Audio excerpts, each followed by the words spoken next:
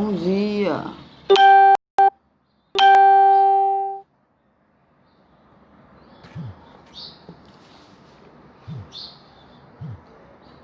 Eu vou ler este livro. Eu estava fazendo até no outro Instagram, mas tive vontade de fazer agora aqui. Aí vai ser bem pequenininho, depois eu vou voltar para lá.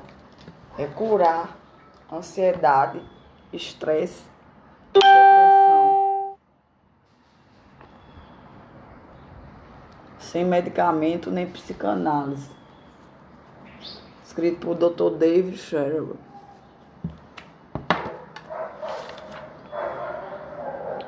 Aí, eu vou falar dessa parte aqui, mecanismo de cura pessoal no cérebro. O EMDR, aqui tá, a claridade aqui tá muito. Deixa eu ver aqui. Deixa eu ver agora. Agora melhorou. Mecanismo de cura no cérebro. De cura pessoal no cérebro. O EMDR. EMDR é de dessensibilização e reprocessamento pelo movimento ocular. Coerência, meditação, mindfulness, movimento ocular. Sistema de adaptação de informação e processamento, que está em nosso sistema nervoso. Agora, sistema de adaptação de informação e processamento, entre aspas, que está em nosso sistema nervoso para nos ajudar a amadurecer psicologicamente. O conceito é simples. Todos nós passamos por traumas. Imagina os traumas dessa vida. Imagine os das outras, juntos. Porque tem vezes que a pessoa não passou por nenhum trauma. Mas foi de outras vidas. Abre aspas, com T minúsculo, fecha aspas, durante a vida. No entanto, normalmente não desenvolvemos PTSD. PTSD é alguma coisa sobre trauma. Não estou lembrada desse símbolo, não. Porque ele falou até do holocausto da Guerra do Vietnã, sobre esse PTSD. Foi num capítulo aqui, no capítulo 5.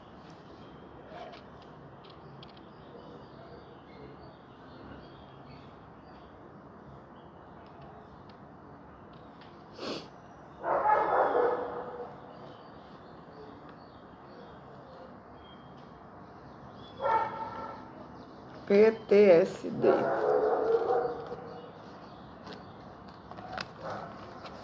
Digamos, por exemplo, que você sofreu um acidente de bicicleta. Estava andando em uma pista ao longo de vários carros estacionados e alguém de repente abriu uma porta bem quando você passava. Tarde demais para brecar. Além dos hematomas físicos inevitáveis, você poderá ficar com algumas equimoses emocionais. No corpo emocional, né? Durante algumas horas ou dias, seu corpo talvez trema. Você talvez pense sobre o acidente nas horas mais inesperadas. Fale disso com frequência. Sonhe com isso à noite. No dia seguinte, pode ser que fique nervoso ao pensar em pegar a bicicleta de novo. E se o fizer, vai se perceber atento aos carros estacionados. Entretanto, após algum tempo, não muito depois de seus hematomas físicos terem sumido, vai se descobrir andando de bicicleta novamente. Você vai prestar mais atenção nos carros estacionados e talvez tenha aprendido a andar a uma distância segura deles. Em essência, já terá digerido o evento doloroso. É muito parecido com o sistema digestivo, que extrai do alimento o que é útil e necessário para o corpo e rejeita o resto. Seu sistema nervoso tiraria a informação útil, a lição, e descartaria as emoções, pensamentos e ações que não fossem mais necessários depois do evento de ter sido superado. Esse processo de digestão psicológica é o que Freud descreveu como, abre aspas, trabalho de luto, fecha aspas, em sua tese clássica, Luto e Melancolia. Após uma perda séria ou qualquer importante desafio à nossa sobrevivência no mundo, nosso sistema nervoso fica temporariamente desorganizado e progressivamente encontra seu equilíbrio aparente. Sua homeostase, a homeostase está entre aspas, como os fisiologistas dizem, em geral, ele até sai mais fortalecido desse processo, mais flexível, mais adaptado ao vasto leque de situações. Alguns psiquiatras já declaram convincente que é esse processo que nos ajuda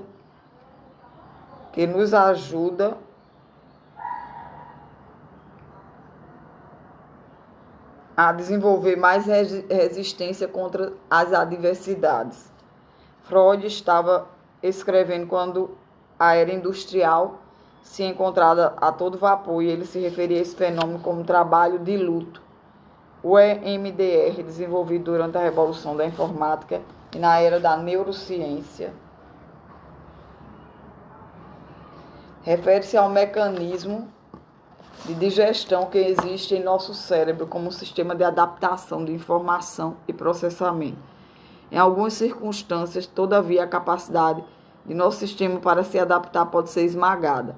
É o que acontece quando o trauma é grande demais, como no caso de tortura, estupro ou perda de um filho.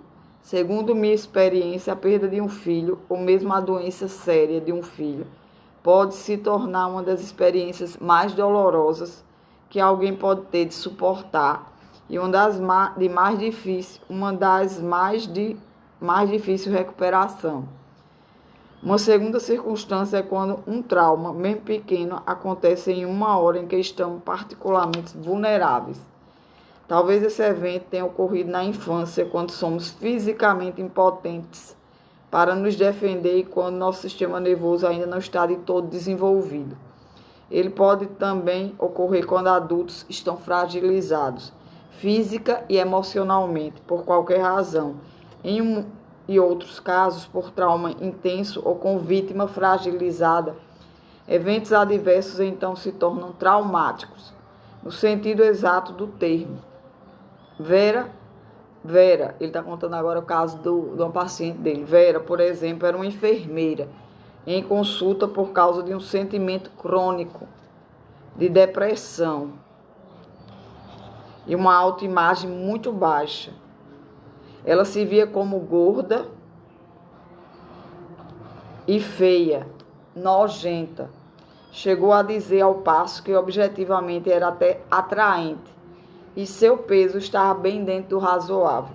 Como era naturalmente engraçada e cativante, era evidente que sua autoimagem estava muito distorcida. Enquanto a escutava, compreendi que essa imagem de seu corpo tinha deitado suas raízes alguns anos antes, durante os últimos meses de sua gravidez.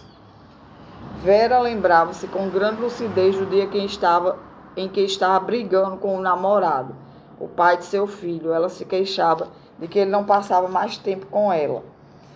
Ele dizia que estava ocupado demais, entre aspas, ocupado demais. Mas Vera sabia que ele estava mentindo e continuou a pressioná-lo. Finalmente, o namorado cedeu e gritou, aí abre aspas, verdadeira e fecha aspas, razão pela qual ele a estava evitando era esta: abre aspas, você está gorda demais, você é a coisa mais feia que já vi na vida, fecha aspas. Vera não pôde controlar as lágrimas, achei que tinha superado isso.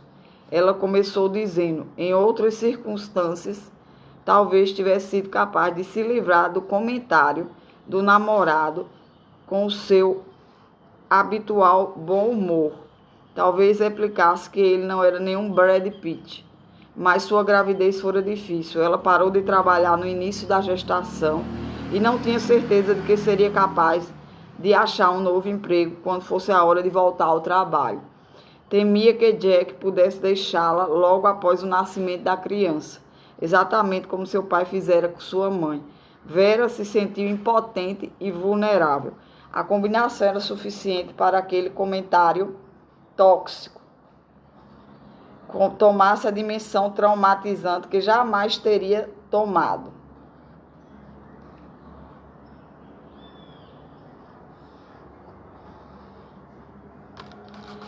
Fica na memória, né?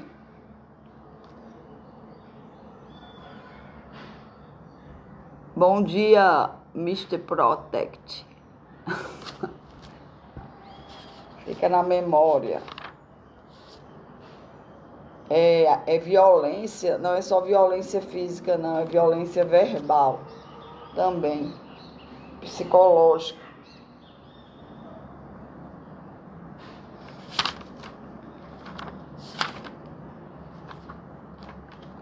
E ele fala também das memórias emocionais do corpo, como nas observações do ex-diretor da Clínica de Trauma Psicológico de Harvard, o neurocientista e psiquiatra Bessel van der Kolk, MD, PhD, MDR, assume que uma memória de trauma é uma informação a respeito de um caso que ficou trancado no sistema nervoso, quase que em sua forma original. Imagens, pensamentos, sons, cheiros, emoções, sensações físicas, crenças que instantaneamente se desenvolveram ao redor. Abre parênteses, tais como estou, aí tem, abre aspas, estou sem saída, fecha aspas, fecha parênteses. Estão todos estocados em uma rede neural que tem vida própria, imprimida no cérebro emocional e desconectada do nosso conhecimento racional a respeito do mundo. Essa rede se torna um pacote de informação não processada e disfuncional que pode ser reativada à menor lembrança do trauma original. Uma memória no cérebro pode ser acessada de qualquer de seus constituintes. Essa é assim chamada, abre aspas, propriedade e conteúdo acessível, fecha aspas, do sistema de memória do cérebro. O odor de perfume de uma ex-namorada pode ser suficiente para que toda a memória dessa pessoa volte. Imagens, pensamentos e palavras, e mais ao contrário dos computadores, que precisam de equivalentes exatos. A recuperação da memória no sistema nervoso procede por analogia, portanto, qualquer coisa que possa, mesmo que vagamente, nos lembrar de algo que saibamos, pode trazer de volta a memória. Essa característica tem consequências importantes para as memórias traumáticas e significa que qualquer imagem, som, cheiro, emoção, pensamento ou uma sensação física que lembre o que aconteceu à época do evento pode trazer de volta toda a experiência de uma memória disfuncional guardada. Já vi isso acontecer de forma dramática quando trabalhava como psiquiatra em hospitais não especializados. Fui chamado para ver um jovem que tinha acabado de sair de uma sala de cirurgia. Ela estava um pouco confusa por causa da anestesia geral e parecia agitada. As enfermeiras estavam preocupadas porque, em sua confusão, ela poderia arrancar os tubos e conexões endovenosas que ainda estavam ligados ao seu corpo. Para evitar que fizesse isso, amarraram seus pulsos a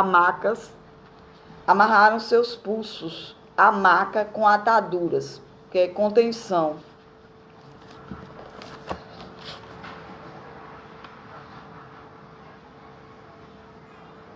Devia ter outro jeito, né? Eu, como enfermeira, eu trabalhei. E dava um dó, viu? Ter que amarrar.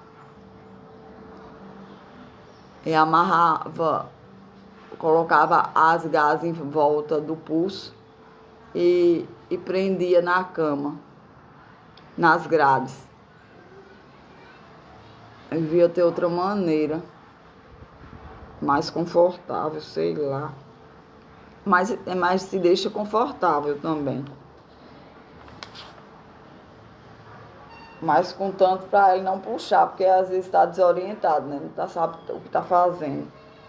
Pouco depois a moça acordou e começou a gritar com uma expressão de terror no rosto. Estava brigando com as ataduras, tá vendo? Porque se colocar, o profissional tem que se colocar no lugar. Ele sente tudo que o paciente tá sentindo. É por isso que dá uma, né? Dá uma sensação de estar com aquelas... Isso chama empatia. Não é nem pena, não. Para evitar que fizesse isso, amarrar, né? Pouco a moça acordou e começou a gritar com uma expressão de terror no rosto. Estava brigando com as ataduras com toda sua força. O batimento cardíaco e a pressão sanguínea dispararam, colocando-a em risco iminente de uma complicação médica. Depois que pude acalmá-la, o que envolveu retirar as ataduras. Ela descreveu como acabara de se livrar da memória de seu padrasto, amarrando-a à cama quando era criança e queimando sua pele com pontas de cigarro. A memória retida em sua forma vivida, disfuncional, tinha sido acessada em virtude da sensação em seus pulsos. A investida do EMDR serve para evocar a memória traumática em todos os seus diversos componentes visual, emocional, cognitivo e principalmente físico. O eco da imagem no corpo. Então, se pede que o paciente apenas siga a mão do terapeuta, que se move rapidamente de um lado para o outro, diante de seu rosto, para induzir os movimentos pertinentes do olhar. Esse processo estimula o sistema de adaptação e informação e processamento, que ainda não conseguiu metabolizar a memória disfuncional em si. A ideia é que a indução de movimentos oculares similares ao do REM, que acontece no sono profundo, rápido movimento dos olhos no sono, forneça a assistência necessária ao sistema de cura natural da mente, que até agora não conseguira realizá-lo sozinho. Assim como certas plantas e outros remédios naturais foram usados durante séculos para ajudar o processo natural de cura de feridas de traumas físicos. O movimento de olhos do EMDR parece acelerar a recuperação natural de traumas psicológicos. Durante os movimentos oculares em si, os pacientes espontaneamente parecem fazer associações livres por intermédio da vasta rede de memórias relacionadas em diferentes níveis da consciência. Eles frequentemente começam a ver outras cenas relacionadas ao mesmo trauma, que é porque foram de natureza similar. Por exemplo, outro fim de namoro, talvez um que acontecera antes, quer porque tinha uma emoção similar. Por exemplo, ficar trancado por um primo em um baú aos 4 anos de idade. Ou podem simplesmente experimentar emoções poderosas que de súbito vêm à tona. Por isso que é a importância, quando criança está, de ficar de olho. Porque trancar no baú uma criança, mesmo que estivessem sendo contidas até então, é como se os movimentos oculares do EMDR facilitassem o acesso rápido a todos os canais de associação a essa memória traumática que está sendo objeto do tratamento. Mas tem gente que não tem como fazer isso, né? Tem que fazer outras coisas. Tem mãe que não tem uma pessoa que fique do lado para tomar conta. Aí tem que fazer a comida, tem que fazer tudo, aí tem que se virar em muita coisa. Bom dia, Mari Terapia. Eu estou lendo o livro Curar, do médico francês, Dr. David Sherry. Aqui, ó.